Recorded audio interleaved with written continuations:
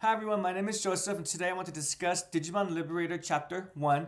So far, I feel like the narration is doing a really great job of setting up the characters. As I said in my previous video, I thought that Chapter 1 began the story proper, but as it turns out, and this is just a quick reminder for those who may not be aware, Chapter 0, once Liberator actually officially started, more story got added, more narration got added to Chapter 0. When I first read Chapter 1, I did not read that element of Chapter 0, and it did affect my first reading experience. I'm happy to say since then I've read it two more times, so three times in total. Once without Chapter 0, the context of Chapter 0, and then two more times after having the context of Chapter 0. And I have to say, the first time that I read it, I was a bit confused. I was curious as to why we were starting so quickly in Lacuna, Lacuna, when we didn't see how the main characters entered the digital world quite yet. But I thought the story was just doing some showing versus telling, and that eventually the story would show us how that occurred. So I was kind of fine with that. I was being patient. But after I read Chapter 0 and I came to discover that the use of TALE, T-A-L-E, which is an acronym, that's what allows Shoto and Arisa to enter the digital world, and thus Lacuna, everything started clicking a little bit more. And by the end of Chapter 1, we also get the introduction of, technically there's four Digimon. Well, I'm going to say four, pertaining to the protagonists. We have Mochomon with Shoto, Junkmon with the Ryza, and then by the end we have Shumon, who jumps into Arisa's arms. And then, of course, we have Teromon. That's what I'm going to be calling Teromon. It might be Petromon, but for right now, I'm just going to say Tero because I'm going to assume that the P is silent. So, Teromon. With that being out of the way, before I forget, there is a specific quote that I want to review just because when I first, actually, the first time I read this, it flew over my head. But the second time I read it, it really stuck out to me. And after I read it once more, so thrice more, so three times, I really wanted to pin focus, put some highlight to this specific quote. Give me a quick second. So I love how at the end, so Shoto, as quick context, is fighting an NPC, and the NPC has Blukomon. They've just done the first attack, and unfortunately for Shoto, he has no cards. He has blank cards. And so at the arrival of Teromon, he states, give me a second. So this is Teromon's first line. Hey, wanna pick on someone your own size? You're making a fool out of yourself. This is my island, and I make the rules here. If you're in a jam, I'm here to help. Because that's what that's what Teromon does. And then Shoto just says Teromon, and all of a sudden his blank card contains Teromon's image, and then it states to be continued. So I'm not going to lie with everyone. I think reading quotes is going to be a little bit awkward, but we'll get used to that. Or maybe in the future I'll write it down so I can read a bit more smoothly from it. But the reason why that quote caught my attention is because it really reminded me of Logomon's demeanor. So as a quick reminder, how did Logomon behave? He very much did behave like a typical wolf, alpha male wolf kind of mentality, as in he believed that he was the leader of his pack. But since he was the leader, that doesn't necessarily mean that he gets to take advantage and manipulate those under his community or his pack. But rather, Logomon took his role as leader quite seriously and did his best to protect the community, no matter quote unquote how lowly one may have been on the totem pole of his hierarchy. It's looking like Teromon has a similar mindset. There may not be a hierarchy per se, but Teromon here is essentially saying, everyone, this is my island, and guess what? I'm making the rules. I don't. Oh, excuse me, everyone. What a coincidence. I have my V pet here on the side, and it's Bakumon. So let me just quickly give him what he needs. That was just totally by accident, part of the slight interruption, but I think the interruption is at least it's connected to Digimon, right? So pardon me about that again. Let me go ahead and mute it just in case. But don't worry, everyone. Bakumon is in good hands. I'm aiming for a Skull Mammothmon. Anyways, going back to the story, Teromon essentially states, "This is my island. Thus, if you want to do something such as picking on other people or bullying people, well, guess what? You're going to have permission to do that from myself, Teromon." I'm also loving how Teromon doesn't even know who Shoto is. Yeah, what does he say? Oh no, unfortunately I have to find that portion, but it's not too far. I love how he states, if you're in a jam, I'm here to help. So, again, I see similarities to Logomon, but I'm also seeing how Teromon seems to be a bit more friendly here, because I would argue Logomon wouldn't be willing to help someone outside of his jurisdiction, or rather outside of the Castle of Nine Wolves. Maybe after some prodding and convincing, he will, especially if one proves that they're a good individual. But I think right off the bat, Logomon may be thinking first and foremost about his own community first.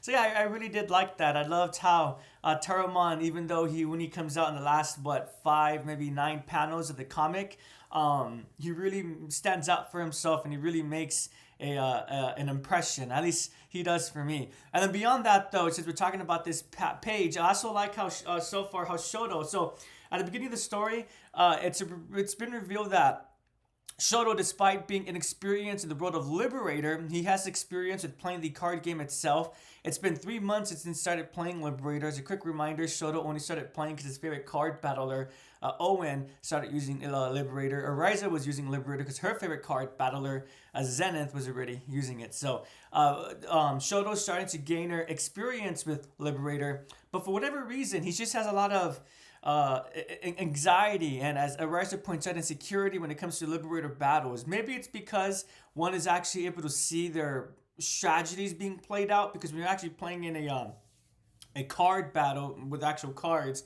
one has to imagine what's going on, right? You just have a placement. And it is pointed out that it also seems to be a game, it being the card game. It also seems to be a digital game, but I would argue even if one is able to play like Yu-Gi-Oh! On the PS5 or Switch or Xbox, whatever they may be playing their games on, PC, even though the games does show the monsters appearing, we all know it's just a video game, right? In this instance, when it comes to VR, I can only imagine how it's going to feel when you're actually playing your battles and everything's playing out right in front of you, right? So maybe that's where the insecurity and anxiety is coming from. But the reason why I'm pointing this out is because Ariza also points out, if you only get over not just your insecurity, but habit of quitting early, then she believes that he'll be able to prosper as a Liberator battler. And I love how at the end of the story, we get an element about that. So Shoto's cards, after the NPC battle begins, all of a sudden, all his cards are blank. And of course, what can one do when everything is, when all your strategies have been taken away from you? So after Shoto gets attacked, he actually makes the choice, should he quit?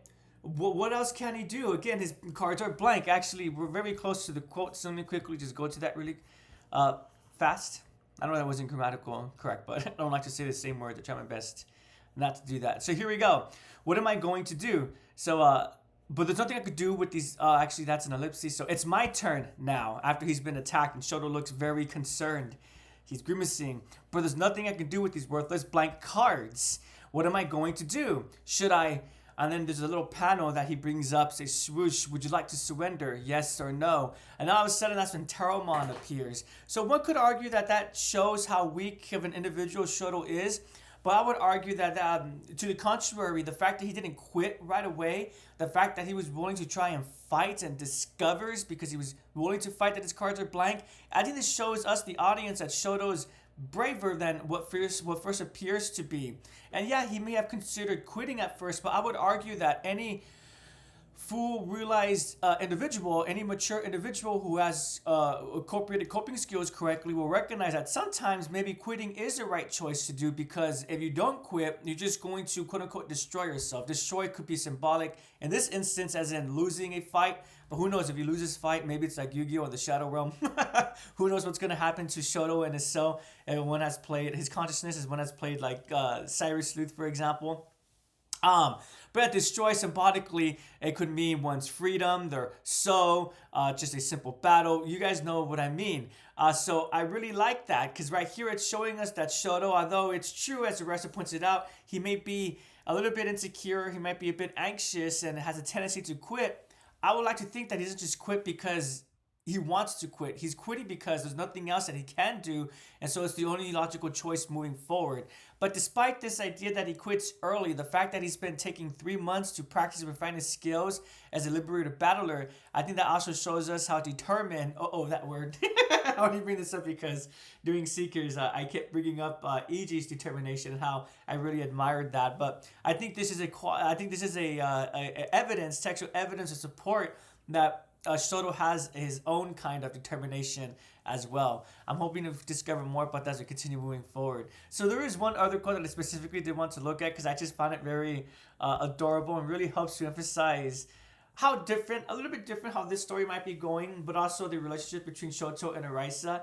So this is at the beginning of the story, and Shoto is barely summoning his Digimon. And so it's Mochomon. I was wondering when you were going to summon me. You always take so long, Shoto. My bad. Sorry I kept you waiting, Mochomon. And I love how Shoto is like playing I forgot what that game is when one is young, but it looks like that clapping game that one played when they were young with Mochomon. And the rest just looks like, oh, what are you guys doing? And she states, it's been 3 months since you started this game. You have no problems with your phone. But when it comes to this, you just can't get the hang of it. And then that's Shoto with a little heart next to with a little heart coming from Mocho's head, and Mocho and Shoto both look very happy. Don't be that way. Don't you remember? You said you help me with these things. Shoto says that, and then it has a panel of Arisa, Argh, and she looks like she wants to become upset. But in the next panel has her accepting what she said in the past, and she says in the side, "Well, I did say that." And it just has Shoto and Mocho playing together, and they're like totally in their own world with the word "hello" over on the side of Shoto and Mochomon. The reason why I just like that panel so much. It's just because it really emphasizes how, I would argue, how much of a different protagonist Shoto is compared to our past series, compared to Yamato, Taichi, Takato, Davis, and so forth, Masuru, EG, and everyone forward from there. I'm forgetting Frontier, but I can't recall those two individuals' names at the moment. But this is a protagonist who has the capacity to what's the word? Has the capacity to be, okay, as simple as the word may be, a badass, right? Look very cool, but he chooses instead to just act like a regular person, I suppose. He's just having fun hanging out with Mochomon. It may have been 3 months since he started playing Liberator, but I'm sure 3 months is still fairly new. It's still going to be quite an exciting experience to have your Digimon not just come out when you're battling, but also just have them coming out to hang out with you.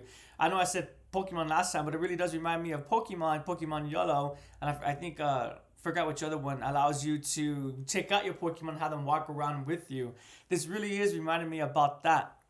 And it's really cool, especially because typically when when Digimon walk with humans, people start freaking out because Digimon aren't supposed to be present. Like in Seekers, they're only supposed to be present in the net or as holoized forms. And although here it's true they are in a digital space, the VR Lacuna via TALE, it's still really cool that through the use of VR, one is able to feel as if they're actually walking with their Digimon. So just the way that Shoto is acting, it just really feels reminiscent how a lot of Digimon fans, and not just Digimon, but just fans of entertainment in general would be if you were able to interact with other card games like Yu-Gi-Oh, Magic the Gathering, Pokemon, and then beyond that, other properties that's just not card games like Hot Wheels, I suppose, Crash Bandicoot, and everything like that, right?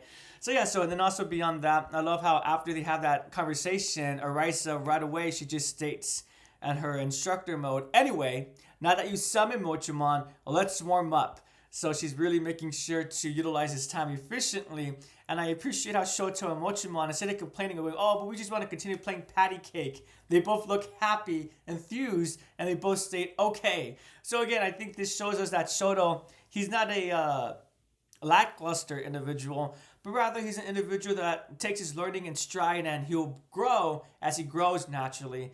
But he also wants to experience whatever new acts that he's engaging in. Hopefully what I just did, it makes sense. But yeah, so far, so that's really what I have much to say about, that's really all I have to say about chapter 1.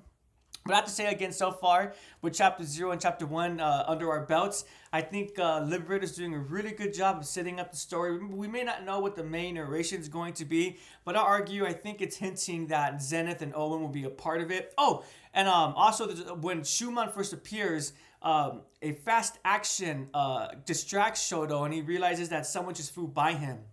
It's really quick. I actually missed this the first time, probably because the loading was taking so long. Oh, by the way, quick disclaimer. Bandai did fix their webpage. It loads much more quickly compared to before. The first 2 times I did read it on webcomics. The 3rd time, though, I read it on Bandai's website itself. And yeah, so the first time I may have just missed it because of the downloading, but the 2nd and 3rd time that I read it, there's a small panel where a woman rushes by Shoto. She is one of the characters shown in the advertisement. She's the one with silverish, kind of purplish hair.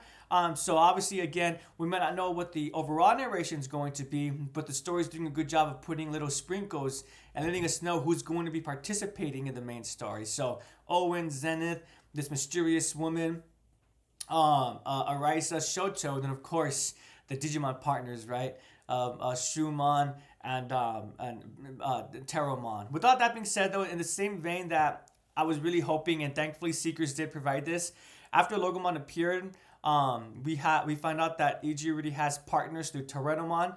I was concerned that with the appearance of Logomon, Torenomon would be just removed from the story. But thankfully, again, Seekers, no spoilers, but they do make appearances 2 to 3 times within the narration. They actually are helpful. I'm hoping that Bandai Namco, the writers, will do the same thing with Mochomon and Junkmon, because so far, even though Junkmon hasn't said anything, I really am loving Mochomon's behavior. Very adorable. And Junkmon seems like he's kind of strict, kind of like Ryudomon, but not as formal. But again, we haven't really gotten much interaction, or rather dialogue from Junkmon, so maybe I'm wrong about that. But with the introduction of Muchomon and Teromon, I'm hopeful that that doesn't mean that Junkmon and Muchomon will be put aside, but rather, who knows, maybe these protagonists will have more than one partner Digimon. Shoto and Arisa will work specifically in Digivolve through their emotional connection with Teromon and Muchomon, but maybe through Junkmon and not Muchomon, I'm sorry, Teromon and Shumon, but maybe with Junkmon and Muchomon, they'll just be there as support. They won't be able to Digivolve, but they'll still communicate with our cast. Not just in the same vein that the Teromon acted for AG and Seekers, but also the same vein that Bokomon, Neemon, and Patamon act in Digimon Frontier. So yeah, so I am really much enjoying it. I'm looking forward to next week. Next week should be Chapter 2. And we don't have much information for the Digimon web novel, but I'm looking forward to that too. If one's curious, you could go to P Bandai's website or the Digimon Liberator website, and you could find out more information about the Digimon novel. All we have right now is just the setting and 4 character profiles of the so far of the protagonist, who's looking like it's going to be a female character. It's very exciting. That's, correct me if I'm wrong, but I think the first time for Digimon series history. And then the other one, she's 19. Another one who's a young boy who's 11, who's wearing a Digimon D-Dock, a brick. And then there are 2 Digimon Impmon, and I forgot the other Digimon's name, but a B. But yeah, thank you so much for joining me. I do appreciate it. My question for everyone is, which Digimon are you enjoying? So I'd rather know that, because so far, I'm going to be honest with everyone, I'm enjoying all the Digimon. Even Blokomon, the ones who's working with the NPC. So let me rephrase that question. My question for everyone is, which from Mochomon, Junkmon, Teromon, and Shumon, which of those 4 are you looking most forward to discovering more about? I'm going to be the typical individual and probably say Teromon, because he is the protagonist. He is protagonist partner Digimon. So the same vein of Logomon, Gyomon, Agumon, Gabumon, and so forth. So of course I'm most excited to find out about him. My second most excited is actually Mochomon, because I want to find out more about the relationship between Shoto and Mochomon. Is Mochomon a card that he's had since he was a kid? Is Mochomon a card that Shoto's been using since he started playing Digimon the card game? Was that card given to him as a gift from his family or a friend, from Arisa, and so forth, right? So again, the ones that I'm most excited to learn more about are Teromon, of course, and Mochomon. Thank you so much, everyone, for watching. As always, I really do appreciate it. Have a Pro Digis day, and take care, everyone.